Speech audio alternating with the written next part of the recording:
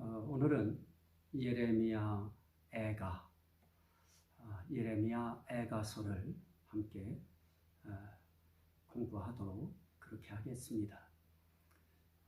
이 예레미야 애가서는 예수님 오시기 586년, 주전 586년이죠.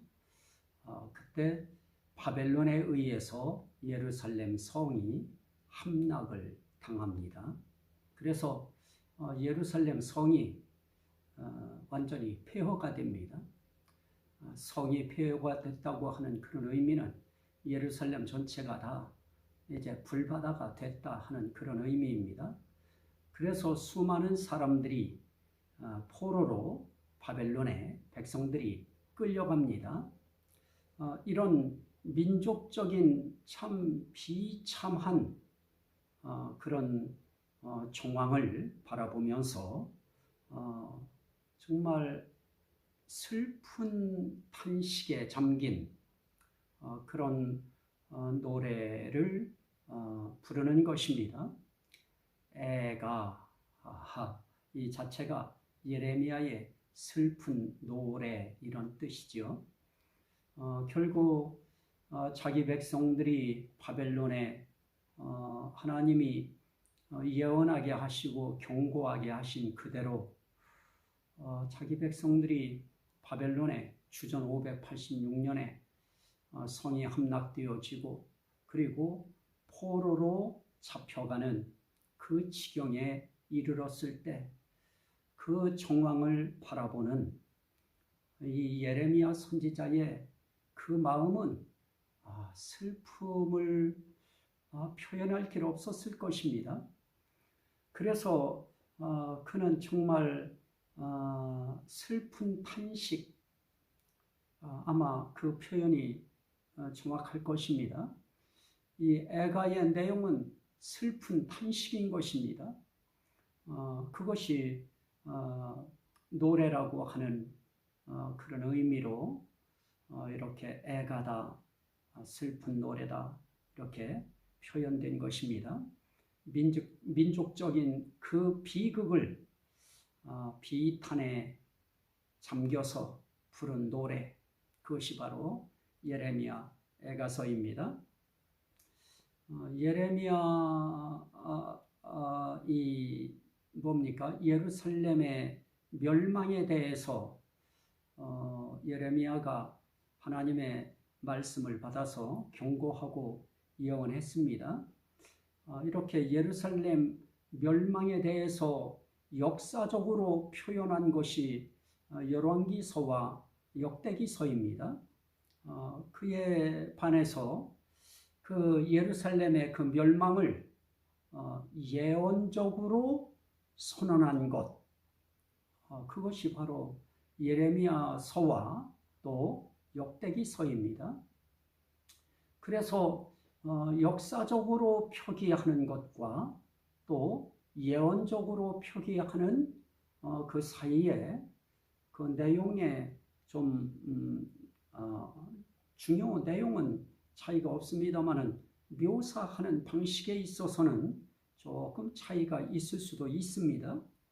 어쨌든 본서에는 예루살렘 멸망에 관한 이 선지자의 감정이 아주 도드라지게 잘 나타나 있습니다. 현재 닥친 그 현실 상황을 바라보면서 정말 그 비탄에 빠질 수밖에 없을 것입니다. 비탄은 슬픈 탄식인 것입니다. 비탄에 빠질 수밖에 없을 것이고요. 그리고 과거 죄에 대해서 민족적으로 회개해야 된다고 하는 이런 진한 감정이 애절하게 담겨 있는 내용이 바로 예레미야서이면서 또한 예레미야 애가서가 되겠습니다. 오늘 그러면 이 말씀은 누가 언제 기록했느냐 하는 그런 부분에 있어서 정확성은 우리가 담보하기 어렵습니다. 다만 성경의 예레미야서에 대해서 36장 4절 말씀에 예레미야가 서기관 바룩을 불러서 그 바룩을 통하여 하나님이 주신 말씀을 기록하게 하신 그 내용이 예레미야 36장 4절 말씀에 나타납니다. 바룩 그러면 바룩이 서기관이다 그렇게 표현을 했는데요. 서기관이라고 하는 것이 왜 불쑥 나왔냐 할지 모르지만은 예레미야 36장 26절 말씀에 보면 서기관 바룩이라 이렇게 표현되어 있습니다. 그래서 예레미야가 서기관 바룩을 불러서 하나님이 경고하시고 예고하게 하신 그 말씀을 기록하게 했던 것입니다. 예레미야 애가도 그 연장선상에서 바룩을 통해서 예레미야 선지자가 불러준 대로 예고한 말씀대로 기록하게 하지 않았을까 이렇게 추정합니다. 그럼 언제 기록했을까 하는 점에 있어서는 어쨌든 바벨론의 포로가 되어가는 것을 보면서 기록해야 됐을 것입니다. 바벨론 포로 직후, 그래서 주전 586년에서 주전 585년경이 아닐까 이렇게 추정하는 것입니다. 어쨌든 이 예레미야서가 예레미야 선지자가 받은 말씀을 바룩을 통해서 기록했다고 하는 선지서의 글이라고 하는 데에는 이의가 없을 것입니다. 그렇다면 이 애가서도 역시 마찬가지로 그렇게 추정하는 것입니다. 그러면 오늘 이 말씀의 중요한 것은 당시의 시대적인 배경을 우리가 알아야 항상 그 내용을 이해하는 데 도움이 되어질 것입니다. 당시에 유다가 바벨론의 포로가 된 그 직후에 이렇게 이 말씀을 기록하게 했는데요. 당시 유다의 그 운명이라고 하면 그 운명은 참 정말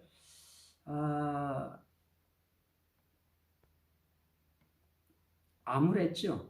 그 당시의 그 운명적인 그 상황은 주변국에 의하여 좀 상당히 어려움에 처해 있는 그런 정치적 상황에 빠져 있었습니다. 주전 605년에 갈그미스 전투가 일어났었습니다. 그래서 그때 바벨론 군대가 애굽의 군대를 격파합니다. 그래서 당시에 애굽의 속국으로 있고 애굽의 조공을 바치면서 애굽의 그늘 아래에서 보호받겠다고 애굽의 도움을 요청하며 살고 있던 그 유다도 자연스럽게 바벨론의 포로가 될 수밖에 없는 그런 운명에 처한 것입니다. 그래서 바벨론 속국이 되어지는 것입니다. 그리고 주전 601년에 바벨론의 느부갓네살 왕이 애굽을 이 상태로는 안 되겠다.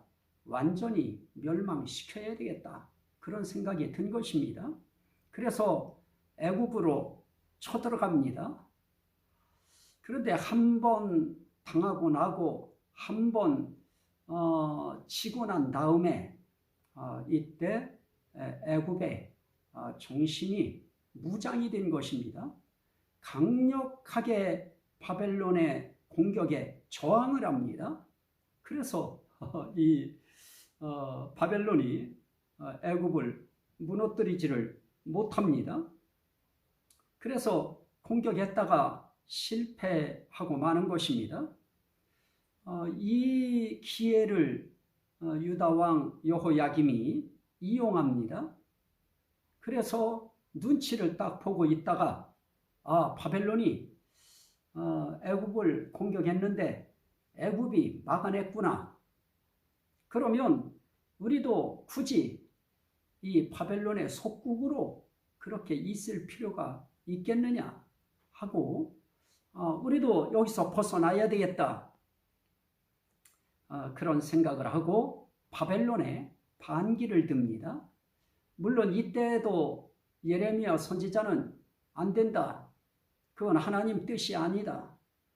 반기 들면 안 된다 하고 말립니다. 그러면 안 된다고 만류하는 것입니다. 그러나 말 안 듣습니다. 그리고 반기를 듭니다. 하지만 그 반기를 드는 것도 잠시 잠깐뿐인 것입니다. 바벨론의 그 느부갓네살 왕이 바로 여호야김 왕을 공격하는 것입니다.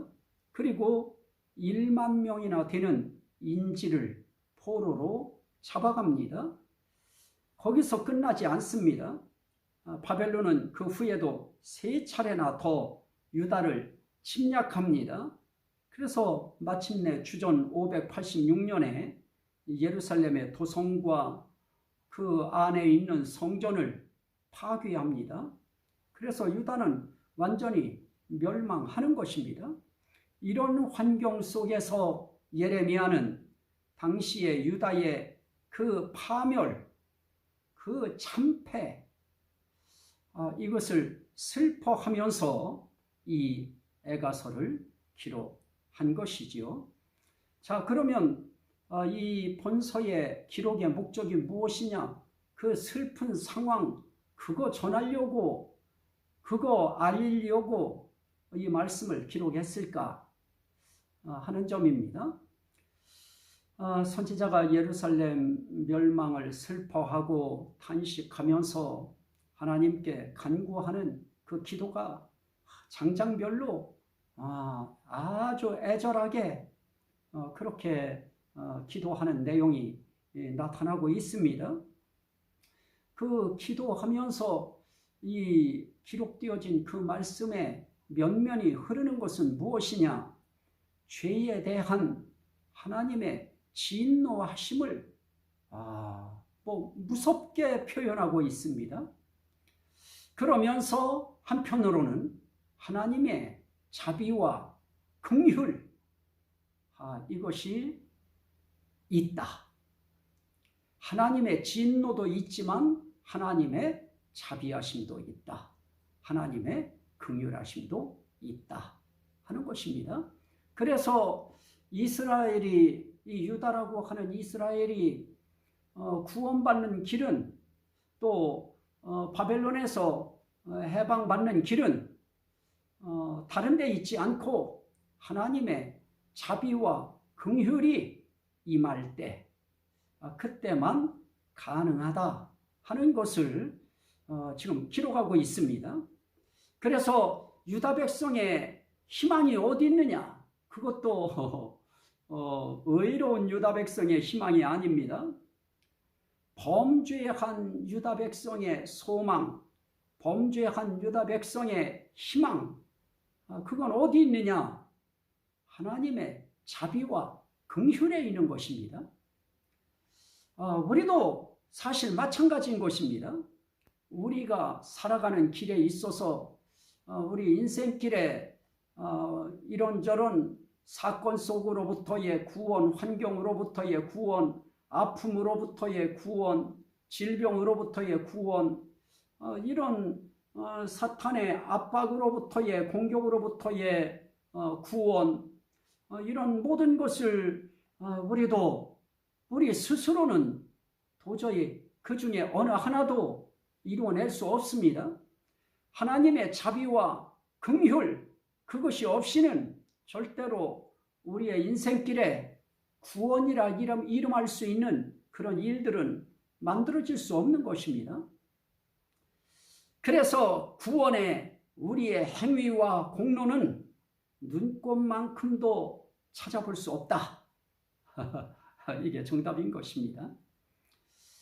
결국은 하나님의 은혜와 하나님의 자비, 긍휼, 그로 인하여 유다 백성의 해방도 이루어질 수 있고 구원도 이루어질 수 있듯이 오늘 우리 인생길의 구원도 하나님의 은혜로만 가능한 것입니다. 하나님의 자비가, 하나님의 긍휼이 우리에게 덮일 때, 그때 우리 개개인 각자의 구원도 완성되는 것입니다. 자, 바벨론에서 70년 만에 유다 백성들이 돌아올 때, 그 돌아오는 것이 그들이 거기서 철저하게 70년 동안 우리가 잘못했구나, 하나님 앞에서 바르게 살아야 되겠구나, 뭐 그런 회개와 뉘우침을 해서 돌아왔습니까? 그렇게 뉘우치고 회개해서 돌아온 것이 아닙니다. 하나님의 약속이 성취된 결과로 그들은 결국은 하나님의 언약, 그게 하나님께서 그 언약을 이루어 주심으로 그들이 바벨론 포로지에서 돌아오는 구원을 그들이 얻게 된 것이고 해방을 얻게 되어진 것입니다. 하나님께서 그들을 고생하고 고통을 당하게 해서 죄에서 마음을 돌이키게 할 수 있도록 그렇게 해서 돌아오게 하시니까 그나마 그들이 돌아올 수 있는 것입니다. 하나님이 그들 마음속에 이제야말로 여호와께로 돌아가야 되겠구나 이런 생각, 그들 마음 그대로 두어버리면 그들은 절대로 그런 생각 갖지를 못합니다. 그러나 하나님께서 자비와 긍휼을 베푸셔서 우리가 하나님 앞에 잘못했구나, 이제야말로 우리가 죄 때문에 이런 고생을 하고 고통을 당했으니 이제 하나님 앞에 돌아가야 되겠다, 이런 생각, 이런 마음 갖도록 하나님이 움직여 주셔야 되는 것입니다. 그래서 이 예레미야 애가는 단순히 예루살렘의 그 비극적인 멸망을 되새기려고 하는 그런 목적에서 기록된 그런 말씀이 아닙니다. 하나님의 준엄하신 심판이 결국 심판의 근본적인 목적이 무엇이냐? 왜 하나님께서 심판하신 것이냐? 심판의 목적이 뭐냐? 그거 밝히려고 예레미야 애가서를 기록하게 하시는 것입니다.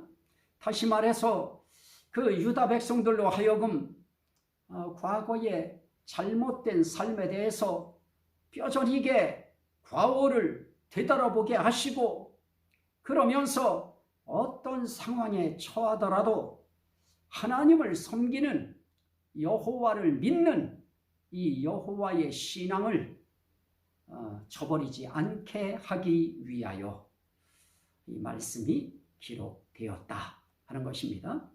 그래서 이 예레미야 애가서는 그저 단지 과거의 슬픔에 대한 묘사를 하기 위해 기록된 것이 아니고 미래에 대한 희망의 빛을 보여주심으로써 그들로 하여금 새로운 비전을 갖게 하시려고 이렇게 이 말씀을 기록해 나가게 하셨던 것입니다. 자, 예레미야 선지자도 사실 하나님이 주신 직분 그거 거두고 그냥 일반 백성들처럼 한 인간으로 하나님께서 놔둬버리시면 예레미야도 다른 사람들과 다르지 않습니다. 그렇게 하나님 앞에 참 말씀을 받고 예언의 그 계시의 은혜를 입고 이런 삶을 살면서도 그가 자기 자신을 솔직하게 고백한 내용을 보면 인간이 얼마나 연약한가 하는 것을 알 수 있습니다. 자, 예레미야 선지자 한번 그 당사자 자신의 그 모습을 한번 보십시오. 하나님께 대한 기대와 그가 소망을 얼마나 가지고 살고 있습니까? 그래서 그런 기대를 갖고 소망을 갖고 하나님의 말씀, 예언의 말씀, 이걸 가감없이 어떤 누구 앞에서도 마음 쫄리지 아니하고 담대히 전했던 그 사람도 결국은 이렇게 이야기합니다. 나의 힘과 여호와께 대한 내 소망이 끊어졌다. 이렇게 그가 스스로에게 이릅니다. 스스로에게 그렇게 말하는 것입니다.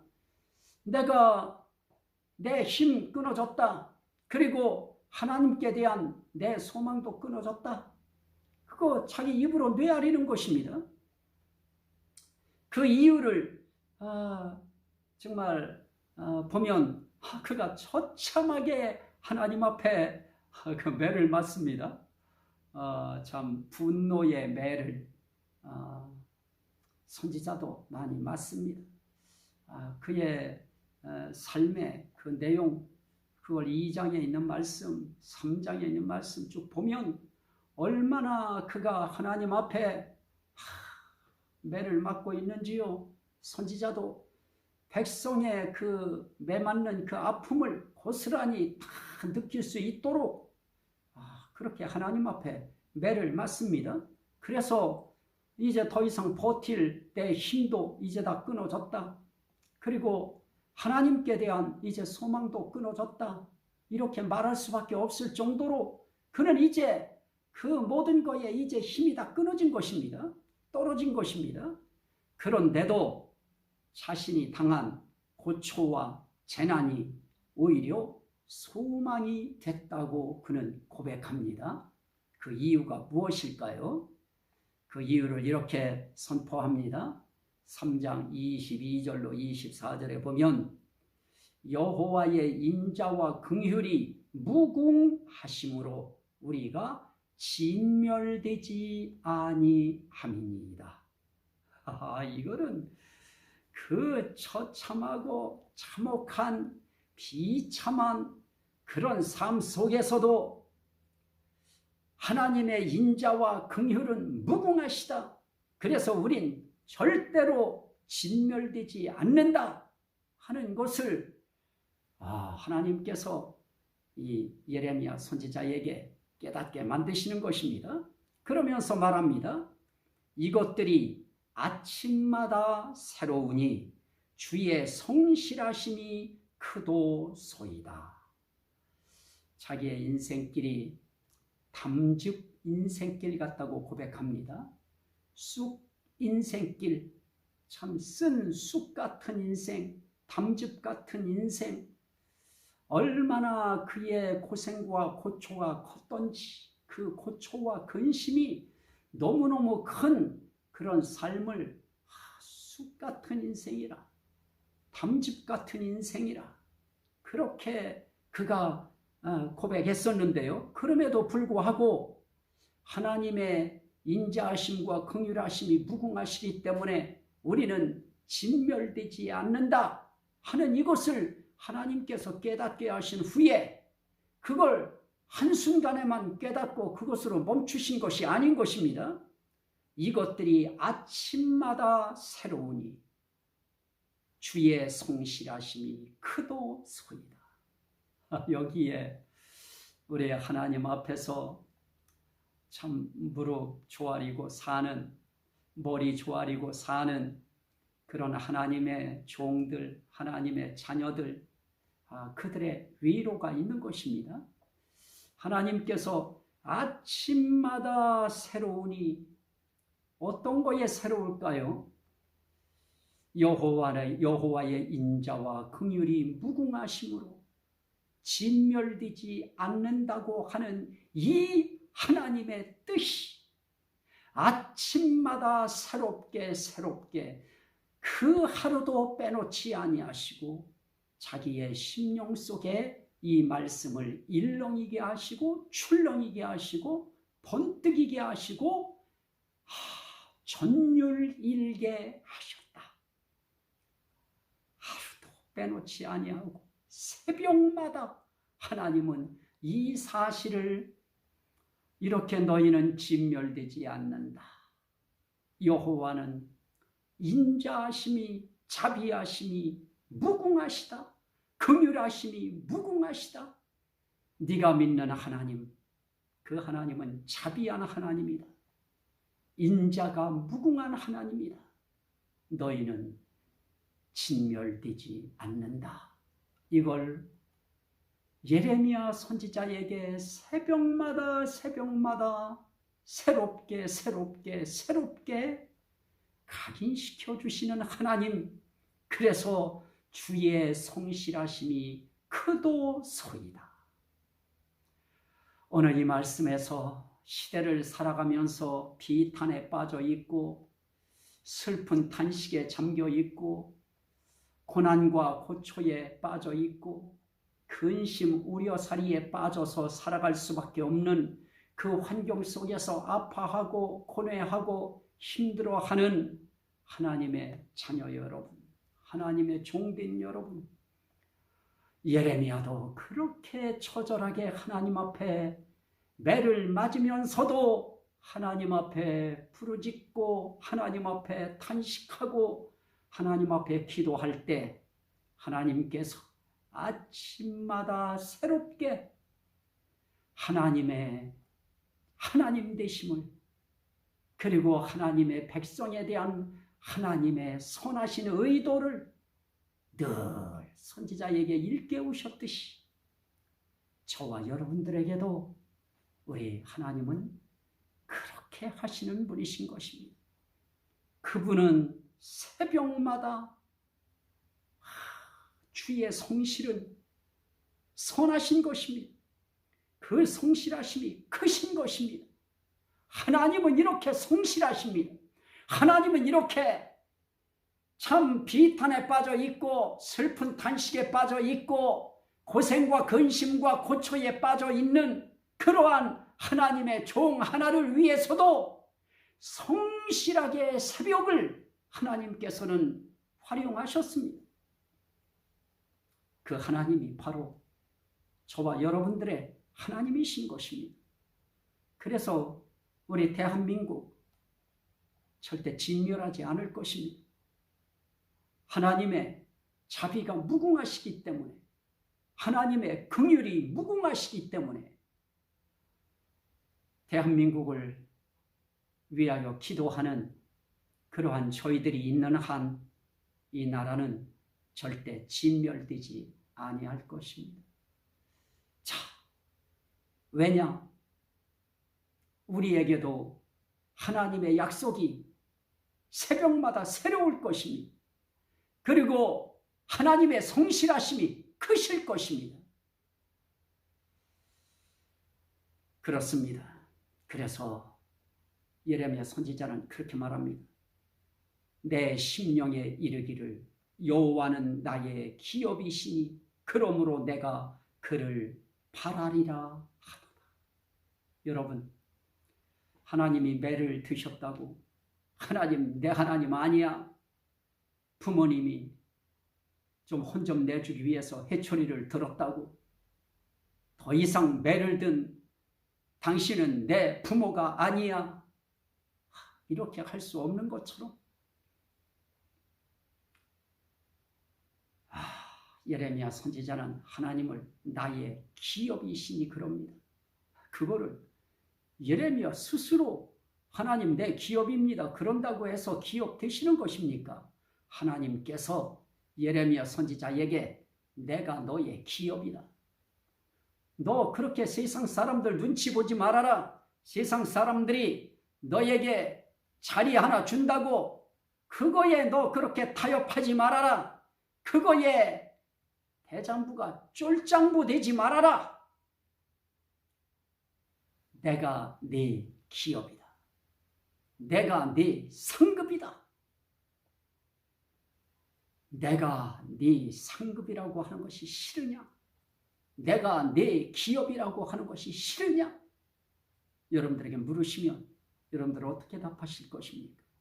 하나님이 우리의 기업 되시면 가장 큰 기업을 얻는 것입니다. 가장 큰 상급을 얻는 것입니다.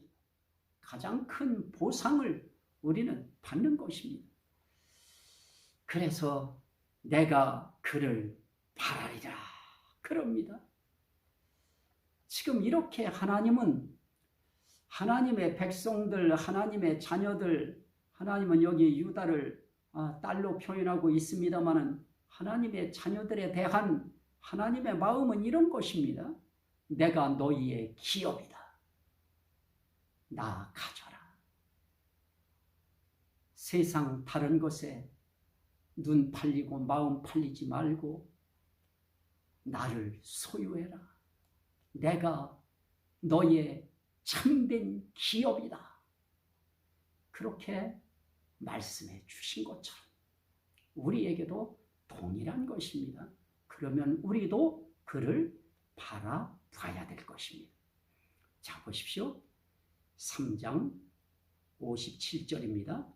내가 주께 아뢰날에 주께서 내게 가까이 하여 이르시되 두려워하지 말라 하셨나이다.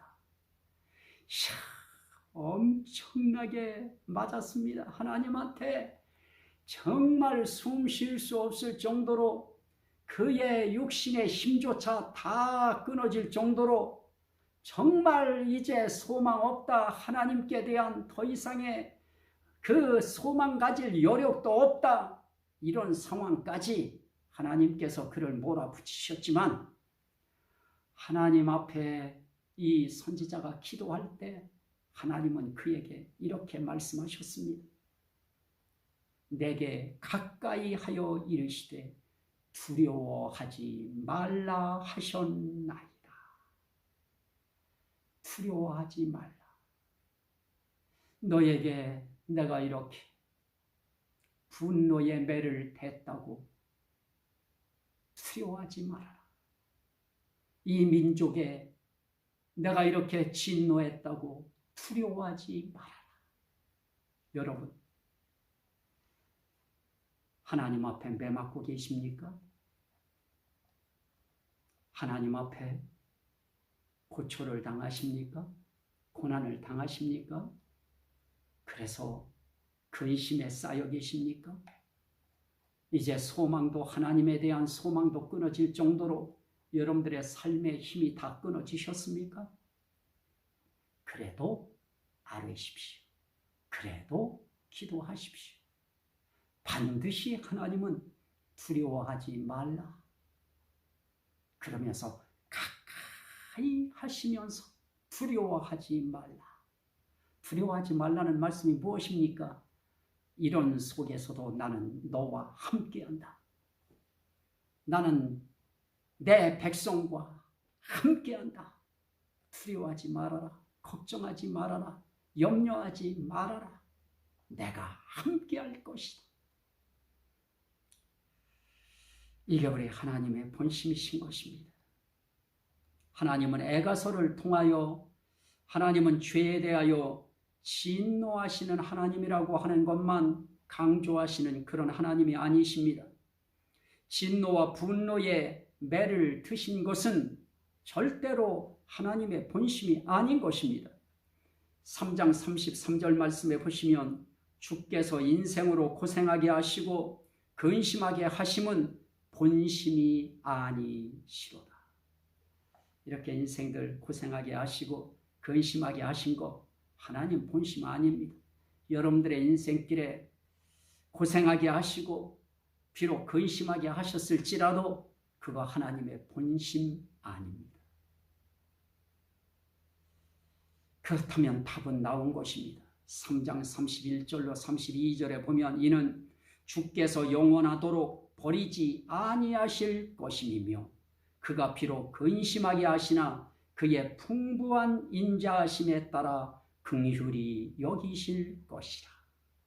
그렇습니다.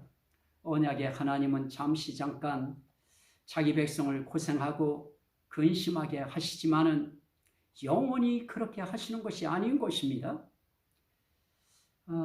반드시 아브라함과 이삭과 야곱과 그리고 다윗에게 언약하신 대로 죄를 지어도 범죄해도 반역해도 아주 버리지 아니하시고 긍휼히 여기시는 하나님이신 것입니다. 결국은 이사야서의 말씀처럼 때리시고 싸매시는 하나님이신 것입니다. 그리고 그런 고난과 고초 속에서 하나님께 탄식하며 아뢰일 때 두려워하지 말라고 위로하시는 그런 하나님을 이 에가서를 통해서 우리에게 가르쳐 주시는 것입니다. 여기에 하나님의 백성, 하나님의 자녀들의 위로와 소망이 있는 것입니다. 그리고 본서에는 멸망당한 예루살렘의 비참한 모습을 애도하는 선지자 예레미야의 아주 비통한 그런 감정이 여기에 담겨 있습니다. 이런 감정은 예레미야의 감정만은 아닌 것입니다.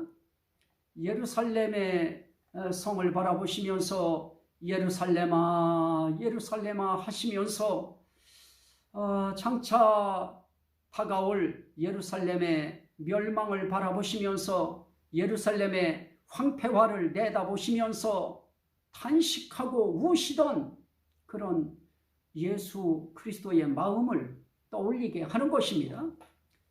자, 마태복음 23장 37절로 38절 말씀인데 한번 참고하십시오. 자, 하지만 예수님께서 그러셨던 것과 마찬가지로 예레미야도 죄악에 물든 그 유다 백성을 그나마 소망 가운데로 인도하기 위하여 하나님의 경고와 회개의 메시지를 전했지만은 도리어 모함과 핍박을 당합니다. 자, 2장 15절 말씀에 보시면 예레미야 애가 2장 15절 말씀에 보면 모든 지나가는 자들이 다 너를 향하여 박수치며 딸 예루살렘을 향하여 비웃고 머리를 흔들며 말하기를 온전한 영광이라 모든 세상 사람들의 기쁨이라 일컫던 성이 이 성이냐 하며 네 모든 원수들은 너를 향하여 그들의 입을 벌리며 비웃고 이를 갈며 말하기를 우리가 그를 삼켰도다. 우리가 바라던 날이 과연 이 날이라 우리가 얻기도 하고 보기도 하였다 하도다 하는 말씀이 기록되어 있습니다. 또 3장 14절에 보면 네 선지자들이 네게 대하여 헛되고 어리석은 묵시를 보았으므로 네 죄악을 드러내어서 네가 사로잡힌 것을 돌이키지 못하였도다. 그들이 거짓 경고와 미혹하게 할 것만 보았도다. 예레미야 선지자는 바른 것을 보고 바른 묵시를 보고 그리고 전했습니다. 그러나 또 다른 선지자들이 선지자의 이름을 가지고 거짓된 것을 보고 전하는 것입니다. 이런 상황 속에서 결국은 어떤 일이 생겨집니까? 모함을 당하는 것입니다. 그리고 핍박을 당하게 되어지는 것입니다. 그래서 깊은 구덩이에 던지고 그리고 깊은 구덩이에 던지는 것으로 끝나지 않고 거기에 돌까지 던집니다. 이런 모함받는 상황에 그가 처하는 그런 내용을 보면 정말 안 됐습니다. 정말 이렇게 예레미야 선지자도 고난을 당했고 핍박을 당합니다. 바른 메시지 전에도 그 바른 메시지가 시대의 사람들의 그 요구하는 것과 다를 때 그러면 여지없이 비난당합니다. 모함을 당합니다. 이런 상황 속에서도 선지자 예레미야는 굽히지 않습니다. 온전히 하나님이 주신 그 묵시를 그대로 전하는 것입니다. 예수 그리스도도 이 땅에 오셨을 때 아버지께 듣고 본 모든 것을 전했음에도 불구하고 그들을 살리기 위해서 생명 주시려고 오셨음에도 불구하고 그 백성들에게 모함을 당하고 반역을 당하고 멸시를 당하고 침뱉음을 당하시고 고난을 당하셨던 것입니다. 급기야 십자가를 지시는 하나님의 뜻을 예수 그리스도께서 성취하시는 것입니다. 이렇게 예레미야 선지자의 그 참 삶을 통해서 우리 예수 그리스도를 보는데요. 그 어떤 권력자들 앞에서도 주저하거나 망설이지 아니하고 하나님이 주신 묵시를, 예언을 그대로 전달함으로써 하나님의 뜻에 순종합니다. 마찬가지로 예수 그리스도께서도 그렇게 하나님의 뜻 앞에 놓으시고 아버지의 뜻대로 되기를 원하나이다 하고 두루마리 책에 나를 가리켜 기록된 것처럼 내가 왔나이다 하면서 그가 제물이 되어 십자가에서 우리의 화목제물이 되어 주시는 것입니다. 속건제물이 되어 주시는 것입니다. 이렇게 예레미야 선지자도 시대의 제물이 되고 있는 것입니다. 자, 그러면 본서의 내용을 한번 알아보도록 하겠습니다. 본서의 내용은 한 3가지로 구분했습니다. 첫째, 1장에는 죄에 대한 슬픈 탄식과 간구를 하게 하시는 언약의 하나님. 여기에 죄에 대한 슬픈 탄식과 기도를 하게 하시는 하나님이신데요. 이 죄에 대한 슬픈 탄식, 이 부분 중요합니다. 1장에 예레미야 2장 13절 말씀에 보면 예레미야서 2장 13절에 이런 말씀이 있습니다. 내 백성이 2가지 악을 행하였나니 곧 그들이 생수의 근원되는 나를 버린 것과 스스로 웅덩이를 판 것인데 그것은 그 물을 가두지 못할 터진 웅덩이니라. 그럽니다. 자, 웅덩이를 팠다고 하는 말은 거기에 물을 갖다가 붓겠다고 하는 것입니다. 그런데 그가 부으려고 하는 그 물이 어떤 물이냐 하는 것입니다. 하나님은 생수의 근원이신데 하나님을 갖다가 부어야지요.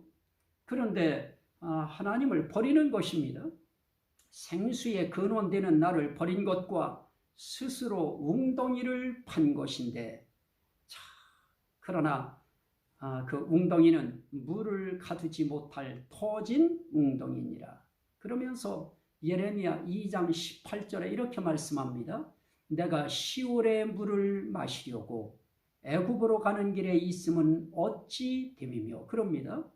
여기 내가 시올의 물을 마시려고, 이 시올이 나일강입니다.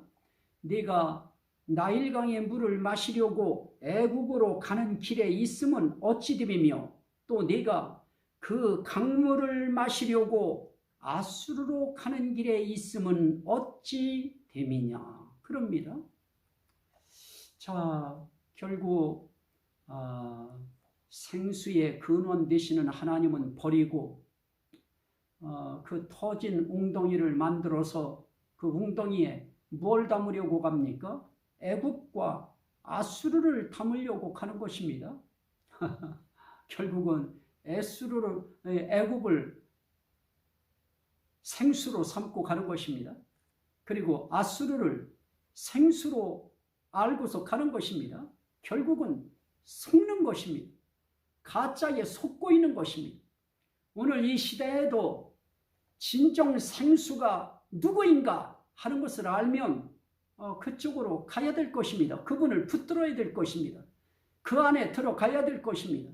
그런데 엉뚱한 것을 생수로 알고 그거 찾아서 그 길목에 가서 기다리려고 애굽으로 가고 아수르로 가는 것입니다. 오늘 우리가 하나님 앞에서 중요한 것은 무엇입니까? 우린 하나님을 절대적으로 우리는 하나님을 의지해야 한다 하는 것입니다. 우리에게 있어서 정말 강대국을 약소국들은 강대국을 의지하고 강대국을 정말 동맹 삼고 살아가는 거, 이건 뭐 필연적인 것입니다. 살기 위하여 뭐 어쩔 수 없는 선택이 되어지는 것입니다. 누구를 의지하느냐, 누구와 동맹을 맺었느냐, 그에 따라서 그들이 동무가 되어줄 것이기 때문에 강대국을 의지합니다. 그러나 여기에도 함정이 있습니다. 우리는 하나님을 버리고 강대국을 의지하면 이건 하나님 앞에 이것은 큰 죄를 짓는 것입니다. 결국 생수의 근원 되시는 하나님을 버리고 생수도 아닌 가짜 물 애굽과 아수르를 찾아서 헤매는 그 죄를 두 가지 지었다고 말씀하시는 것입니다. 자, 이렇게 예레미야 이제 에가서를 보면 1장 5절에 그의 죄가 많음으로 그가 여호와께서 그를 곤고하게 하셨습니다. 그럽니다. 죄가 많음으로. 결국 그 죄가 무엇입니까? 하나님 버린 죄인 것입니다. 하나님 버리고 강대국 잡으려고 돌아다니는 죄인 것입니다. 또 예레미야 애가 1장 8절에 예루살렘이 크게 범죄함으로 조속거리가 되었으니, 예루살렘이 크게 범죄함으로 조속거리가 됐다, 비웃음거리가 됐다는 것입니다. 여기에도 범죄함으로, 얼마나 범죄했습니까? 크게 범죄함으로. 또 예레미야 애가 1장 8절에 예루살렘이 크게 범죄함으로 조속거리가 되었으니, 그렇게 하면서 또 예레미야 애가 1장 14절에는 내 죄악의 멍에를 그의 손으로 묶고 얼고 내 목에 올리사 내 힘을 피곤하게 하셨음이며, 내 죄악의 멍에인 것입니다. 백성의 죄악의 멍에 때문에 피곤하게 되어진 것입니다. 예레미야 애가 1장 20절도 마찬가지입니다. 내가 환난을 당하여 나의 애를 다 태우고 나의 마음이 상하오니 나의 반역이 심히 큼이니이다. 환난 당하고 환난 속에 애 타고 마음 상한 거, 결국은 나의 반역이 불러온 결과인 것입니다. 나의 반역, 나의 죄, 우리의 죄의 문제인 것입니다. 예레미야 애가 1장 22절에 보면 나의 모든 죄악들로 말미암아 내게 행하신 것 같이 그들에게도 행하옵소서. 나의 모든 죄악들 때문에 하나님이 나를 이렇게 치셔서 곤고함에 빠지게 한 것처럼 원수들도 그리 해달라고 하는 그런 말씀인 것입니다. 결국은 우리 하나님은 어떤 하나님이시냐? 진노에 대하여 하나님께서는 죄로 인하여 탄식하게 만드시는 것입니다. 그것도 어떤 탄식입니까? 슬픈 탄식하게 만드시는 것입니다. 그래서 죄로 인해서 곤고해진 그런 바벨론 포로 신세를 예레미야 선지자는 뭐라고 표현하느냐? 슬프다, 그럽니다. 1장 1절에 슬프다, 2장 1절에도 슬프다, 4장 1절에도 슬프다, 5장 가운데서 이렇게 1장, 2장, 4장의 맨 처음 서두에 이 말씀을 기록해 나가려고 할 때 노래의 말을 처음 시작할 때 슬프다로 시작하는 것입니다. 그만큼 이 진노에 대한 그 백성들의 그 죄를 슬프게 보는 것입니다. 우리 하나님은 죄로 인하여 백성들이 주의 종들과 더불어서 하나님 앞에 탄식하기를 원하시는 그런 하나님이신 것을 우리가 볼 수 있습니다. 두 번째로는 2장부터 4장인데요. 죄의 결과죠. 진노와 순환에 대한 슬픈 탄식과 간구를 하게 하시는 언약의 하나님. 자, 하나님이 진노하시면 그 진노는 받는 사람에겐 순환이 되어집니다. 고난이 되어집니다.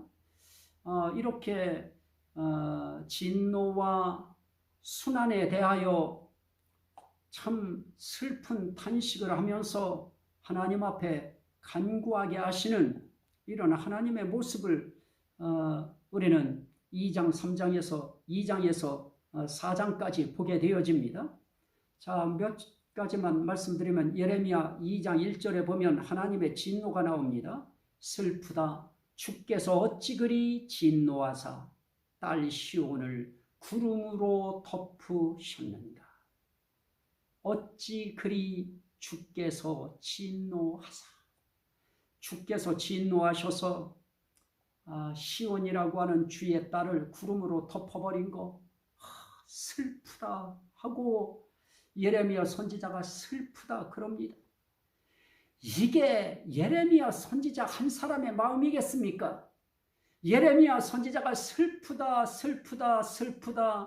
1장, 2장, 4장 슬프다로부터 시작된 그 슬픔이 예레미야 선지자의 슬픔입니까?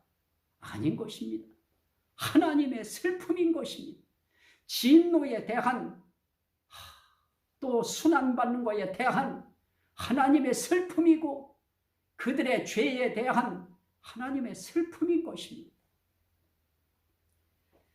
예레미야 애가 2장 2절에 노하사 딸 유다의 견고한 성체들을 홈으로 땅에 엎으시고 그럽니다. 여기도 노하사 그럽니다. 예레미야 애가 2장 2절에 노하사 딸 유다의 견고한 성체들을 홈으로 땅에 엎으시고 그러면서 예레미야 애가 2장 3절에는 맹렬한 진노로 이스라엘의 모든 뿔을 자르셨으며 그럽니다. 맹렬한 진노로 이스라엘의 모든 뿔을 자르셨다. 이스라엘의 힘을 잘라버리시는 것입니다. 예레미야 애가 2장 4절에는 딸 시온의 장막에 그의 노를 불처럼 쏟으셨도다. 4장까지의 내용에 바로 이런 이유로 인하여 진노와 순환이 그들에게 임하는 것입니다. 자, 예레미야 2장, 애가 2장 6절에 보면 그가 진노하사 왕과 제사장을 멸시하셨도다. 진노하셨다. 왕도 소용없어요. 진노하시면 제사장도 소용없어요. 멸시당하게 하시는 것입니다. 예레미야 2장 21절에는 주께서 주의 진노의 날에 죽이시되 긍휼히 여기지 아니하시고 도륙하셨나이다. 이건 무서워요. 읽기도. 주의 진노의 날에 죽이시되 긍휼히 여기지 아니하시고 도륙하셨나이다. 누구를 도륙하시고 진노하십니까? 여기에 노인과 어린이와 청년과 처녀들을 칼에 쓰러뜨리게 하시는 것입니다. 자, 이렇게 하나님의 이 진노가 있습니다. 그러면서 결국 이 진노는 어떤 진노가 되어지느냐? 이 하나님의 진노인데요. 하나는 이 진노가 누구에게 임하느냐? 이 진노가 선지자에게 임하고요. 또 이 진노가 유다에게 임합니다. 자, 유다의 순환이 나오고요. 그 유다의 순환 가운데 두 가지를 볼 수 있는데 하나는 선지자 예레미야의 순환에 대해서 3장 1절부터 38절 말씀까지 나타납니다. 그리고 시온 유다의 순환에 대해서 3장 39절부터 4장 22절까지 나타납니다. 자, 그리고 마지막 세 번째로는 5장인데요. 회개에 대한 슬픈 탄식과 간구를 하게 하시는 언약의 하나님. 이런 잘못에 대해서 하나님 앞에 기도하는 것입니다. 결국 하나님 앞에 잘못을 회개하면서 하나님 앞에 슬픈 탄식을 기도로 하나님 앞에 올리는 그런 내용이 나타납니다. 여기에 예레미야 애가는 가장 슬픈 노래이면서 가장 슬픈 기도입니다. 예수 그리스도께서 탄식하며 기도하시는 그 모습, 곧 메시아의 기도의 한 예표가 되는 것이죠. 겟세마네 동산에서 피땀을 흘리시면서 기도하시는 그런 주님의 모습을 우리가 여기서 읽을 수 있습니다. 그래서 골고다 언덕에서 순환을 당하시면서 겪은 그런 주님의 그 탄식, 그것과 맥을 같이 하는 내용, 이게 바로 예레미야 애가서다 하는 것입니다. 여기까지가 예레미야서의 예레미야 애가서의 개론이 되겠습니다. 결국 이 말씀을 통해서 알려주시려고 하는 것은 결국 죄값인 것입니다. 하나님은 거룩하신 하나님이시기 때문에 죄를 차마 그냥 보실 수 없으신 것입니다. 죄에 대해서 진노하시고 그리고 다시 그들을 싸매십니다. 그들 중간에 하나님께서 예레미야라고 하는 중보자 선지자를 세우셔서 중보 기도하게 하시는 것입니다. 이게 중요합니다. 우리 위하여 지금도 대제사장이신